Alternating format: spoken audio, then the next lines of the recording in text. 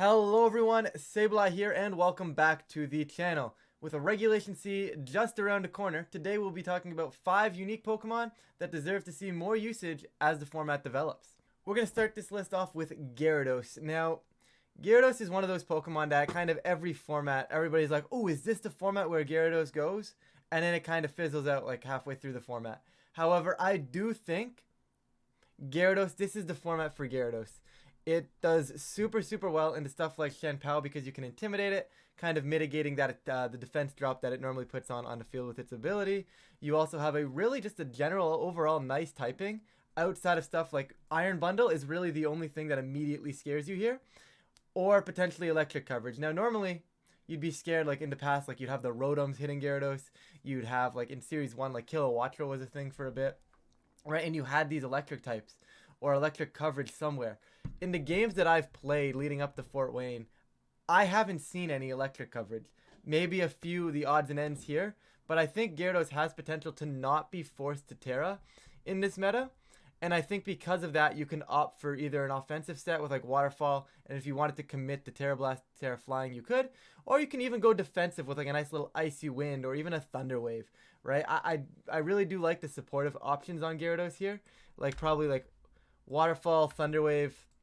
You could opt to set up like Dragon Dance as well. I don't think it's great, but there's all kinds of options here for support. You could even go, I wouldn't recommend it in this form. You could go Special. I don't think it's great, but it has the move pool to do that. Stone Edge could be cool if you want to kill the Shenpaos, right? You have Taunt, which I think is a super cool option, especially with like all the Wo-Chens, all the Amoonguss being running around, right? I think Taunt, Thunder Wave, Waterfall is a really cool concept of a 3 moves here on Gyarados. And it's just a really tough mon for a lot of teams to break through. And because of that, if you can get around the Iron Bundles, I think Gyarados really deserves to be in this format and really deserves to be used. And I think you're going to see it used to high calibers of play throughout the format. Mon number 2, we're going to talk Sylveon. And Sylveon is one of those Pokemon that, generally speaking, saw a lot of usage in Series 1, right? It was really strong. Hyper Voice, Throat Spray options, it did work. You had the Terra Fire or the Terra Water. And I think you're going to be able to see much of the same here with either Terra Fire or Terra Water, right?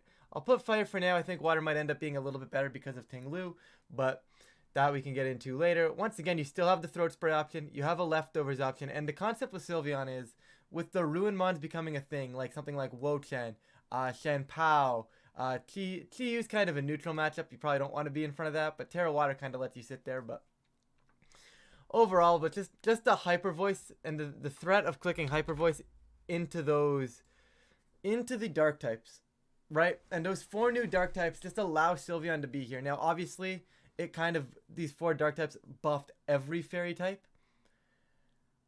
But at the same time, I think Sylveon is that secondary option, right? Because right now, everybody's like, oh, Fluttermane is so good. And Fluttermane, amazing. Still amazing, by the way. But I think Sylveon is a niche mon that could be used on maybe like a slower team. Could be a nice little fairy type in Trick Room if you wanted to run Trick Room. But you could also just think of it as like a more well-balanced Fluttermane sort of thing, right? It's obviously a little bit slower, so you do have to sacrifice your speed. But you sacrifice your speed to be able to live hits a little bit better. Obviously, 95, 65 on HP and defense isn't anything crazy, but it's a lot better than the Fluttermane. And I do think Sylveon, if used correctly here, just Hyper Voice, Terra Blast, maybe Quick Attack to pick off like the Focus Sash on the Shenpao, or to break a multi-scale on the Dragonite could be something of value here as well. But I think overall, Sylveon is also another mon that definitely deserves to be tested out. And I'd love to see it do work. Like, Sylveon is a cool mon. Sylveon has been good in the past, and I'd like to see it be good again. Just more variation for the fairy types, right? Rather than Fluttermane. But I do think you guys should try out Sylveon. I do think it's an option.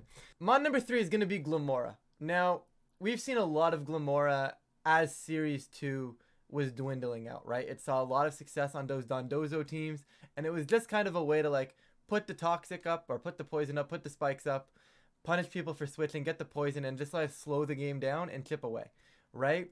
Now, generally speaking, I would say this probably loses a little bit of value with the whole Chi-Yu and the Fluttermane. However, in front of Chi-Yu and Fluttermane, you aren't dying to Chi-Yu or Fluttermane. In fact, you just one-shot Chi-Yu in return with a nice little Power Gem. You probably one-shot Shenpao with a Power Gem as well. I believe you can build yourself bulky enough to not die to the Shenpao even after the drop. And if they attack you with Shenpao, you're putting the poison up. And it's one of those ones where obviously we all know the success of Lamora. So I don't want to go too much into this, but once again, you get the Mortal Spin, right? So you can poison, all of a sudden you poison the Wo-Chen. All of a sudden you poison the Tinglu. Yes, Tinglu beats you back, right? But like if you can support it well enough and have the builds where once you really get the poison up and slow things down, I think Lamora is amazing here because Power Gem, because you have the options, right? And I think that's what I'm looking at here. Like you have the play it slow Mortal Spin game, or you just have like the old school Nihilego stats and the Nihilego stabs, and it's just like Sludge Bomb Power Gem can immediately go on offense and provide amazing coverage for a team. Like even if you didn't want to go with the Mortal Spin mode, right? Power Gem Sludge Bomb is still amazing coverage and is going to pack a punch off a 130 special attack stat. Like, right? Like Lamora is just all in all a good mon. The Toxic Debris is just bonus. Now you can play into it and go with the Mortal Spin and start slowing people down. Or honestly, you could probably go offensive. You could go Terra Grass Energy Ball. You could go Terra Ground Earth Power if you really wanted to. I think the Grass Energy Ball makes a little more sense for like Palafins and stuff. But overall, I think this mon is a really, really solid mon. And I think it's going to continue to see usage here in Series 3 or Regulation C, sorry. And just continue to be probably higher usage than it was back in Regulation 2 or Regulation B. I don't know. These whole Regulation Series thing is confusing me now. My brain is broken. But I do really think Lamora deserves to be used and is probably going to see an uptick in usage. The next one, guys, is a little bit sort of like an old friend, sort of like an Excadrill, but it's really not an Excadrill. We're talking Iron Treads. And it's got the Excadrill typing, which is just a really, really amazing offensive typing in this format, right? And the steel coverage, absolutely glorious because you with booster energy, which I think is probably the common set you're going to want to go for, and you're probably going to want to go speed. With booster energy speed, you're going to outpace and just one shot Fluttermanes. You can opt for Heavy Slam as well, I believe. I think that's kind of up in the air and based on what you feel like the team needs to hit with the Iron Treads. But overall, like Iron Treads I think definitely has potential, right? You have Iron Head, Heavy Slam, just you're shredding Fluttermane, which is generally a problem for all of your dark types that you're adding, right? Because you're probably going to want to run a Ruin Mon of yourself, right? So you have options to try Iron Treads here and just take things down, right? And another key thing with Iron Treads is you don't have Headlong Rush, which is a little bit unfortunate, but you still have access to stuff like Earthquake. You still have access to Stomping Tantrum, I believe. Right? So it's not the end of the world, right? Like, okay, yeah, you don't have the Headlong Rush, so your value kind of goes down a little bit. But more often than not, what you really want out of Iron Treads here is your Steel move, right? And I've even noticed that when I've been using Tinglu in this format, more often than not with Tinglu, when I'm attacking, I'm clicking Heavy Slam. And the Steel offensive typing is just so good in this format right now. It even helps defensively, right? Obviously, Steel is the best defensive typing in the game, so it's obviously going to help there. But even on the offensive punch and having that Steel typing on you does damage, right? And like, okay, they want to bring in Chi Yu to beat your Steel type. No, I'm sorry. I'm faster than your Chi Yu now, and you're going to go down to my Earthquake, you know? Or you're going to go down to my Terra Ground Earthquake, my Terra Ground Stomping Tantrum, you know? It just gives us that extra element of, like, the typing is just so good offensively that unless you're super bulky defensively, you can probably pack a punch, and you get the added bonus of just having Steel type on your team here, and just, Steel is never a bad typing to have, right? We've seen people Terra into Steel before, but just having it naturally without needing to Terra, yeah, okay, you lose to Water Mons, but you can patch the water weakness, right? Like, there's no real problem with that, I don't think. You could Terra into Grass if you wanted to. I don't recommend that. Just to get that one thing straight. I'm not recommending Terra Grass, but I am saying there's a lot of ways you can patch the water weakness here.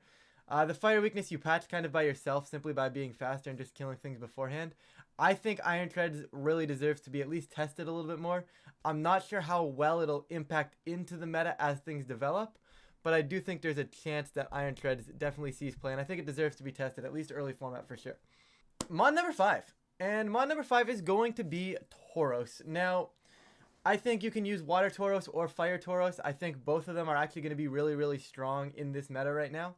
However, I'm going to talk about Water Tauros today. I do think it has a little bit more of an advantage based on the way I like to play the game, so we're going to talk about it that way. However, Fire Tauros is probably safe as well. I just don't want to really be weak to ground in this format right now, which is kind of what I'm going at. Like, I don't want to, if I'm using this to like hit Ting Lu, I don't want Ting Lu to be able to like stomp and tantrum me back sort of thing, you know? I'd rather be able to sit in front of Ting Lu a little bit longer unless they click fissure, which is kind of why I'm leaning towards the water one. However, you really just wall Shen Pao because you have the Intimidate. You resist the dark type move and you resist the ice type move. If they run Sacred Sword at -1, it's not really doing crazy damage to your Tauros anyways, right? You hit Ting Lu ridiculously hard with something like a close combat. If you need to break screens, you can go Raging Bull. And it's a base 90 power physical water type attack, which is gorgeous. You could also opt for Wave Crash if you wanted a little bit more extra damage output. That's perfectly fine. And you also have stuff like Aqua Jet to pick off sashes, which I think is really, really nice. And I think Protect, this is probably just the move set you're going to be going for, right? Just close combat, Raging Bull, Aqua Jet, Protect. You're probably looking at something like maybe Goggles.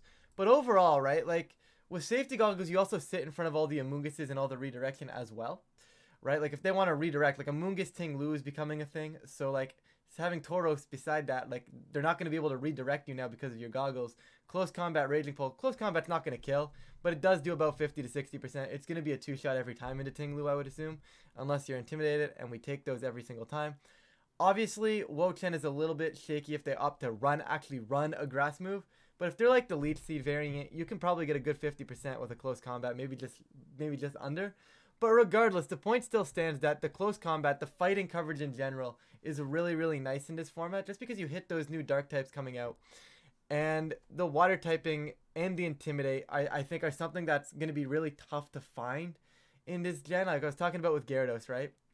And there's only so many good water types. Not having Scald anymore really hurt a lot of these special water types and a lot of the potential in those special water types, right? So most of your water types are going to actually be physical, and like the Palafin, the Gyarados I think is really going to peak, which I mentioned earlier. And I just think having that water typing is really, really nice because Raging Bull hits Chi-Yu. It's going to kill it. Close combat is going to kill Chi-Yu, right? And the only really issue you have here is Flutter Mane. However, maybe besides something like Ting Lu, you have Tauros, you add the bulk, maybe you defensive Terra into like a poison or a defensive Terra into like a fire, right? And you just live that, you live the Moonblast, and then Raging Bull into Aqua Jet probably kills off Flutter Mane if they're not the bulky variants. Of course, if they're the bulky variants, things get dicey, but you can only do so much so often, right?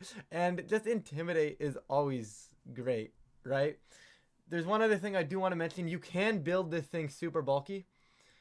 And I don't know the exact numbers. I'm just kind of putting a random example in. But if you want to pair this with Ting Lu, you could actually build it so that you actually live a freeze drive from an Iron Bundle. And then close combat the Iron Bundle and just KO it right back. Right? And that's, I think, something super undervalued right now. Is that now my water type, which normally wouldn't be capable of dealing with Iron Bundle, can potentially be a... If I need this to actually deal with bundle, it might be able to deal with bundle sort of thing.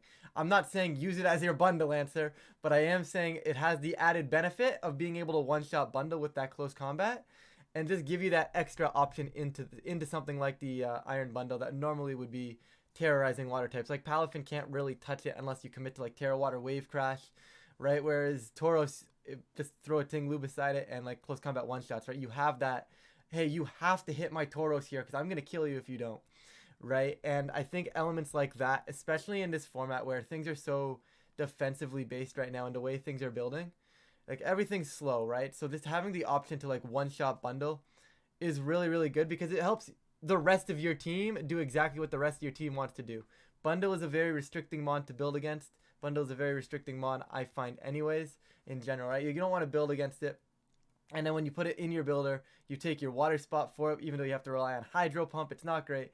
But like having something like Tauros, I think definitely benefits from this format. It definitely benefits from the Ruin Mons, I think. It definitely could see some usage. I wouldn't even be surprised to see a couple in Top Cut at Fort Wayne this upcoming weekend, as well as like we saw it way back when in San Diego, right? It kind of took the format by storm. I would have Tauros on your radar going into Fort Wayne if I were you, but that's just me. But anyways, I think that's gonna be it for me here, guys. Those are the 5 Pokemon I definitely am willing to try out. I think definitely deserve a spot in the format, and I'm curious to see how they play out as the format goes along. Thank you all so much for watching. If If you do enjoy the content, please feel free to leave a like and subscribe. It does help out the channel. And of course, I will catch you all in a future video.